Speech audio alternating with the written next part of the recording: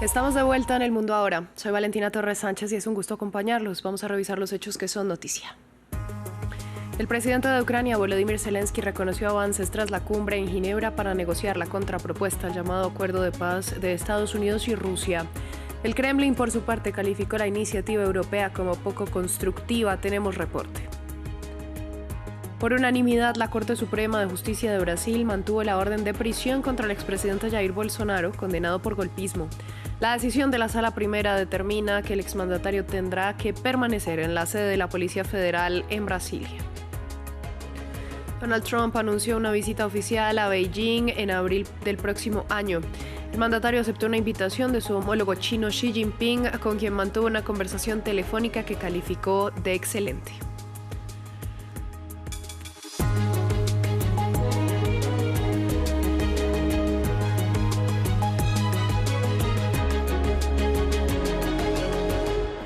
Abrimos este informativo hablando de la guerra en Ucrania porque el presidente Volodymyr Zelensky aseguró que hubo progresos en las negociaciones, pero falta más.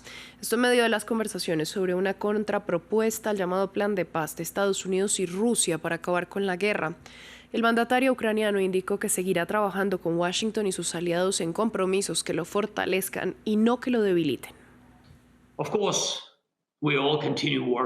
Por supuesto, todos seguimos trabajando con nuestros socios, especialmente con Estados Unidos, y buscamos compromisos que nos fortalezcan, pero que no nos debiliten. Seguiremos explicando lo peligroso que es fingir que la agresión es algo que se puede simplemente ignorar y pasar página. En las medidas que hemos coordinado con Estados Unidos, hemos logrado mantener temas extremadamente sensibles sobre la mesa, incluyendo la liberación total de todos los prisioneros de guerra ucranianos bajo la fórmula de todos por todos y de los civiles, y el regreso completo de los niños ucranianos secuestrados por Rusia. Estos son pasos importantes, pero para lograr una paz verdadera se necesita mucho más. Por su parte, el presidente del Consejo Europeo, Antonio Costa, y la presidenta de la Comisión Europea, Ursula von der Leyen, reiteraron el apoyo de la Unión Europea al presidente ucraniano. Sus declaraciones se dieron desde Angola mientras resaltaron la fuerte presencia de los aliados europeos en Ginebra, donde se discutieron los planes para poner fin a la guerra. There is a new momentum in peace negotiations. Hay un nuevo impulso en las negociaciones de paz. La reunión de ayer en Ginebra entre Estados Unidos, Ucrania, las instituciones de la Unión Europea y representantes europeos marcó un avance significativo. European representatives marked significant progress. El territorio y la soberanía de Ucrania deben ser respetados. Solo Ucrania, como país soberano, puede tomar decisiones respecto a sus fuerzas armadas. La decisión de su destino está en sus propias manos. También quiero destacar la importancia de Europa para el futuro del país. Mañana seguiremos colaborando con nuestros socios de la Coalición de la Voluntad. Con el telón de fondo de la guerra a las puertas de Europa, Emmanuel Macron podría anunciar en los próximos días la instauración de un servicio militar voluntario en Francia, un proyecto que se lleva estudiando desde hace varios meses. Tenemos los detalles. Suspendido desde 1997, el servicio militar podría volver pronto a Francia. En un contexto de fuertes tensiones mundiales, la idea lleva varios meses gestándose y se ha concretado en los últimos días. Primero fueron las controvertidas declaraciones del jefe del Estado Mayor el pasado martes, cuando el general Fabien Mandon afirmó que Francia debe aceptar perder hijos para responder al aumento de los peligros en el continente europeo. Luego el domingo, durante su viaje al G20 en Sudáfrica, el presidente francés remachó el clavo. Emmanuel Macron confirmó que estaba considerando instituir un servicio militar voluntario al tiempo que reiteraba su confianza en el general Mandon. Pero yo no cederé al espíritu de derrota, al declive generalizado. Creo que Francia debe seguir siendo una nación fuerte, con un ejército fuerte, pero también con capacidad de reacción colectiva. Es decir, que todos nosotros, en el momento que vivimos, nos enfrentamos a los riesgos contemporáneos, con la necesidad de ser conscientes de estos riesgos geopolíticos y de mantenernos unidos. Eso es todo, pero hago un llamamiento a la unidad. Una nación unida capaz de resistir y movilizarse. La idea ya había sido evocada por Emmanuel Macron en su declaración a las fuerzas militares en vísperas del desfile del 14 de julio en los Campos Elíseos.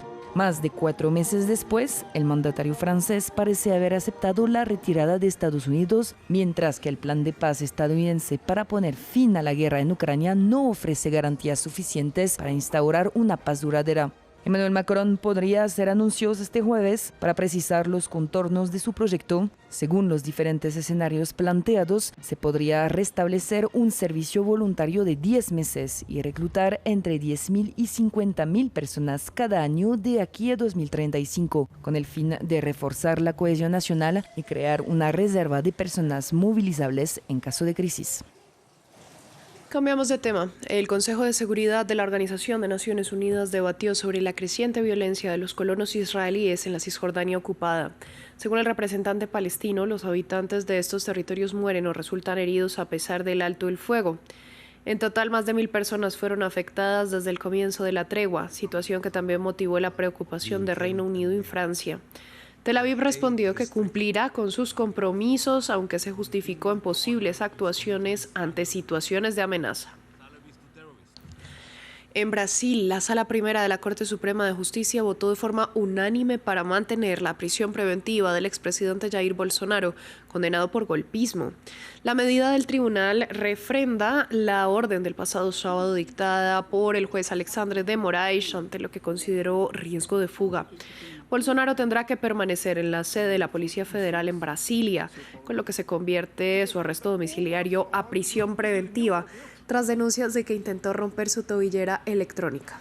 Bolsonaro se encuentra detenido desde el sábado 22 en la Superintendencia de la Policía Federal en Brasilia. Esta medida sustituyó el arresto domiciliario impuesto anteriormente y se implementó a petición de la Policía Federal, que presentó nuevos elementos que indicaban un riesgo concreto de fuga y una amenaza al orden público. En otras noticias, Venezuela tildó de vil mentira la designación de Estados Unidos del llamado Cartel de los Soles como grupo terrorista. Según Caracas, la organización no existe, pero Washington la catalogó así para justificar eventuales operaciones dentro del territorio venezolano. Varias aerolíneas han cancelado sus vuelos a Venezuela tras la alerta de la Administración Federal de Aviación estadounidense sobre el incremento de la actividad militar en ese país. Para Venezuela, la designación del denominado Cártel de los Soles como organización terrorista extranjera por parte de Estados Unidos es ridícula.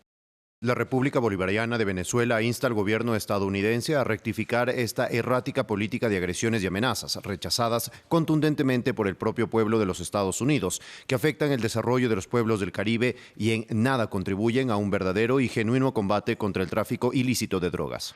Una designación que aumenta el riesgo de una intervención militar en Venezuela. El Cártel de los Soles es inexistente para Caracas, pero el gobierno de Donald Trump acusa al presidente Nicolás Maduro de liderar este cártel en el que, según la versión estadounidense, un entramado de oficiales y facciones dentro del Estado venezolano participarían de diversas actividades criminales como el tráfico de drogas. En agosto, Trump firmó en secreto una directiva dirigida al Pentágono para comenzar a utilizar la fuerza militar contra lo que el gobierno caracteriza como cárteles de droga latinoamericanos.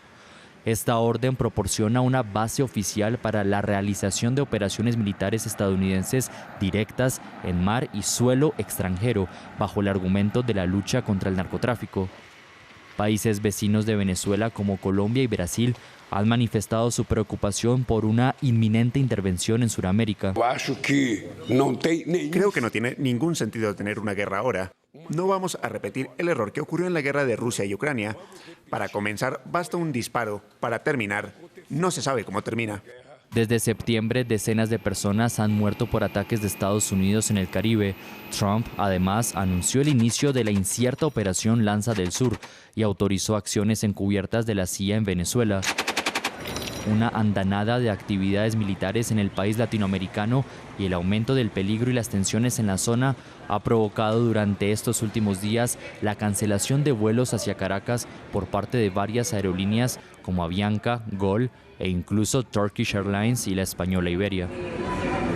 Hablamos ahora de la guerra comercial entre Estados Unidos y China porque el presidente Donald Trump anunció que visitará Beijing en abril del año que viene tras aceptar la invitación de su homólogo Xi Jinping. El titular de la Casa Blanca también le respondió con una propuesta de visita de Estado a Washington. Los temas de conversación fueron anunciados por el magnate en su red Truth Social. Conversamos sobre diversos temas como Ucrania, Rusia, el fentanilo, la soja y otros productos agrícolas, etc. Hemos cerrado un acuerdo positivo y muy importante para nuestros grandes agricultores y seguirá mejorando. En otros temas, escalan las diferencias entre los gobiernos de China y Japón. El Ministerio de Defensa de Tokio anunció un plan para desplegar misiles en una isla cercana a Taiwán como parte de una iniciativa de defensa nacional, una decisión que fue duramente cuestionada desde Beijing. El gobierno de Xi Jinping acusó a la administración de Sanae Takaichi de intentar provocar una confrontación militar. Más detalles en este informe de Diego Bassani.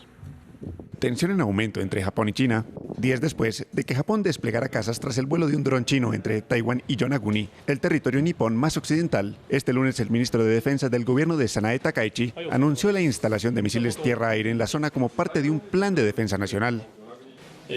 La unidad de misiles guiados superficie-aire de mediano alcance prevista para su despliegue en el campamento Yonaguni es una fuerza dedicada a proteger la seguridad de la isla. Creemos que su despliegue reducirá la posibilidad misma de ataques armados contra nuestra nación y no consideramos que el argumento de que aumentará las tensiones regionales sea preciso. Desde Beijing, el gobierno chino no vio con buenos ojos el anuncio y acusó al ejecutivo japonés de querer escalar las tensiones diplomáticas. El despliegue de armas ofensivas de Japón en las islas del suroeste adyacentes a Taiwán es un intento deliberado de crear tensión regional y provocar una confrontación militar. Sumado a las declaraciones erróneas de la primera ministra Sanae Takaichi sobre Taiwán, esta tendencia es extremadamente peligrosa y justifica una gran vigilancia por parte de los países vecinos y la comunidad internacional. Mientras tanto, el gobierno de Taiwán defendió los planes militares de Japón en Yonaguni, argumentando que Tokio tiene derecho a proteger su territorio. Un nuevo capítulo de los roces desencadenados el 7 de noviembre por la primera ministra de Japón, luego de declarar que una eventual invasión china a Taiwán podría acarrear una respuesta militar por parte de su país. Vamos a Pakistán. Un atentado suicida mató el lunes a 3 miembros de las fuerzas paramilitares pakistaníes en la sede provincial de la Policía Federal en la ciudad de Peshawar. Hasta el momento ningún grupo se ha adjudicado la responsabilidad del ataque. Ampliamos a continuación. Las cámaras de seguridad captaron el momento de la explosión, cuando el primero de los 3 atacantes detonó su bomba en la puerta principal de la sede provisional de la Policía Federal de Peshawar. Los testigos relatan la explosión. Iba de camino al trabajo y estaba dando la vuelta cuando se produjo una gran explosión. Tras el estruendo no me di cuenta inmediatamente de lo que había sucedido. Según un comunicado de la policía, otros 2 atacantes fueron abatidos a tiros por los agentes antes de que pudieran entrar en el edificio. Otros 2 atacantes intentaron entrar en el recinto. La explosión suicida mató a 3 miembros del personal de seguridad, pero los 2 atacantes que intentaron entrar fueron neutralizados. Gracias a la alerta y a la rápida actuación del personal de la Policía Federal, se evitó un daño mayor. Las fuerzas de seguridad despejaron rápidamente el lugar. Hasta ahora ningún grupo ha reivindicado el atentado, pero se ha culpado a los talibanes pakistaníes de incidentes similares recientes. Hace 2 semanas, un terrorista suicida atacó un tribunal en la capital, Islamabad, matando a 12 personas, tras detonar junto a un auto de policía. Los ataques han provocado una creciente tensión entre Pakistán y Afganistán, y las autoridades de Islamabad acusan a sus vecinos de Kabul de permitir que los talibanes pakistaníes operen libremente dentro de sus fronteras. Cerramos con luto en la música porque falleció Jimmy Cliff, el legendario cantante jamaiquino que popularizó el reggae junto a Bob Marley con una carrera de 6 décadas.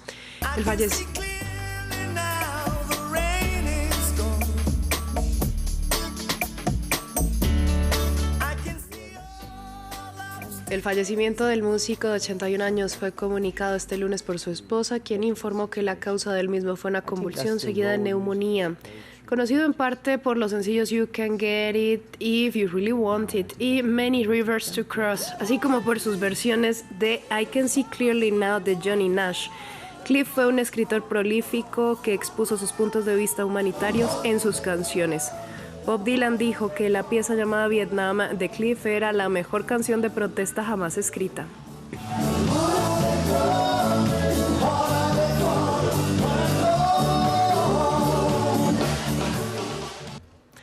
Así llegamos al final de esta emisión de noticias. A ustedes gracias por su sintonía.